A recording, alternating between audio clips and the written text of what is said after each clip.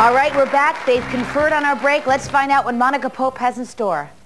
We're doing two dishes, breakfast and lunch. We're doing an andouille sausage hash. He's working on that. And then a little pasta salad. Ooh, did you hear that? Breakfast and lunch, Tommy Tang. Whoa, how could I top that? Let's see. Oh, well, we're going to do a garlic pepper pork chop, okay? And then she will do stir-fry udon. How's that? Okay, sounds good. And we've got our work to get that clock started, audience. It's your turn to help me out. Ready?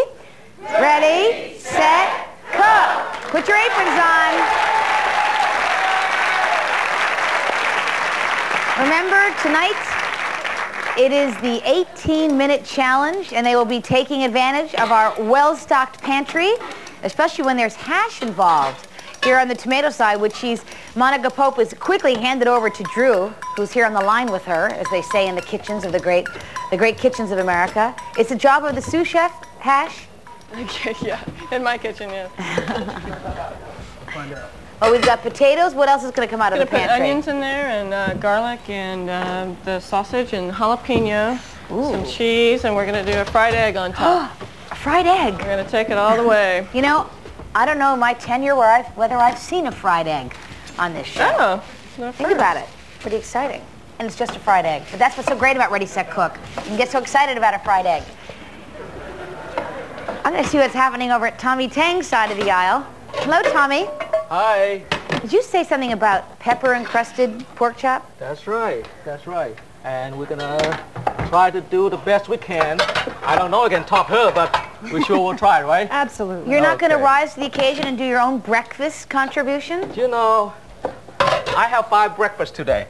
So I'm going to have, stick with some pork chop with garlic and pepper. Is everybody like garlic? Oh, yes, of course. Let's do it then. Okay, so we're going to pound this pork chop a little bit. What shall we do? You want to help? Pound? You going to pound or are you going to poke? Both of them. See? We're going to do both. Okay. And of course, this is a natural tenderizer, okay? This is the Tommy Tang method. Yeah. And we'll flip it over. Meanwhile, like we are cooking the udon right now. In case that you don't know what udon basically is a rice pasta, okay? Which, it looks like this. It looks like a stick, really. First I thought it's a chopstick. So did I. A big pack of chopsticks for everybody. But it's you're going to cook it till it's al dente? Yeah. No, it will, about a little bit al dente. And udon is from where? Put a little bit of water in there. Yeah. Udon is for Japanese udon. So you're doing it in a little bit of water. Is that in the interest of time, or is that how it should be cooked? And, well, we put some water in there and cover it up because normally udon take about 20 minutes, okay? So you just open up a little bit. Sorry. Okay. And so it speed up. Precious cooking time escaping. I'm awfully sorry. At 15:20 on the clock. Now, shall we close the refrigerator, or you want to cool it down? Got it. So, Susan, you heard in the intro about Drew being the single guy, right? Yeah. Did you guys meet upstairs before the show? Yes, we had a chance to talk. Did you? Mm-hmm. How did it go? He's very nice. Now, Susan, is a dating game or what? Well, I was going to say we could, really make the show melange if we wanted to. All right, start the theme. No, just kidding. So he says he likes to cook for girls to impress them. Does that impress you on a date when a guy cooks for you? Sure. Pretty much a slam dunk, wouldn't you say? Yeah. Yeah, I think so. Well, I'm in your way here. These are I forgot what they are. The kumquats. Stems from the kumquats, right? Oh, bay leaves. No, kumquat stems. And where are your kumquats? I saw They are. Oh my goodness, already. Right. Finished, pureed. They're pureed. Yeah. You'll be going into a vinaigrette. Is that the plan? Tommy, she's waiting for some direction. Oh, okay. Peel two of this. Okay. And shred it. Same thing with a carrot. Remember? And what is the ultimate plan with that? I don't know yet. Okay. Well, over here they've got a plan. It's called lunch and breakfast. Loving that. Lunch and breakfast. This is already a reduction of A little chicken stock and some curry and other spices, cumin and coriander. We're making a sort of a curried cream sauce for this black pasta. Thought the colors would be nice. He's got the 18-minute challenge. Onion going for that. He's got potato and garlic and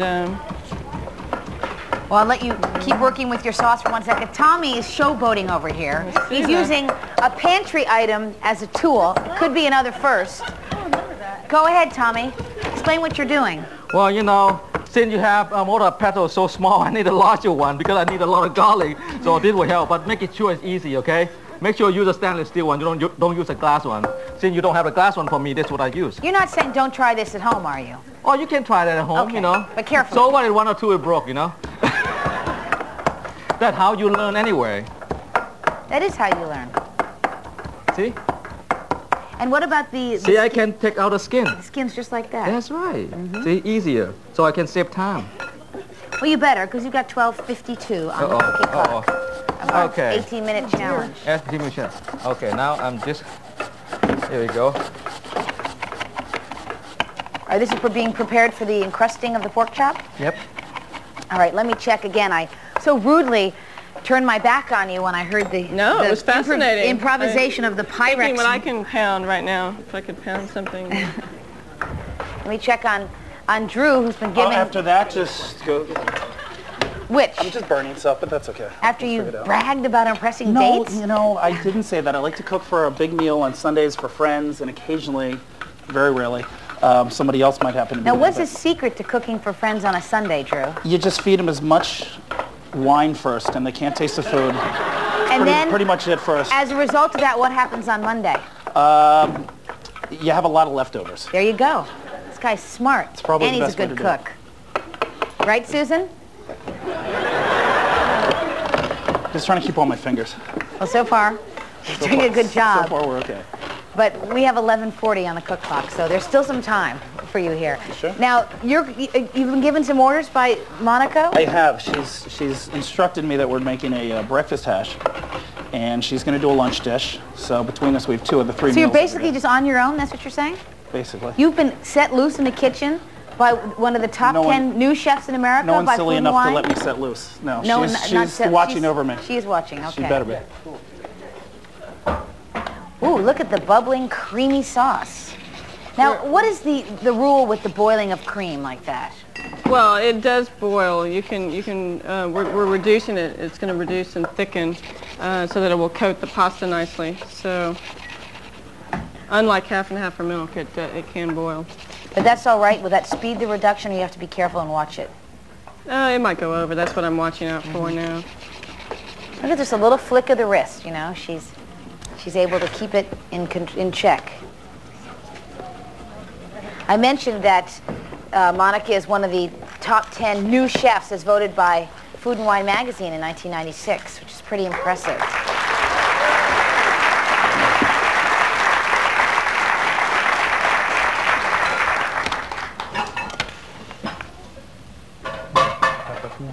And Susan has also been given some pretty heavy responsibility by Tommy with the grater. Be careful with that. I am.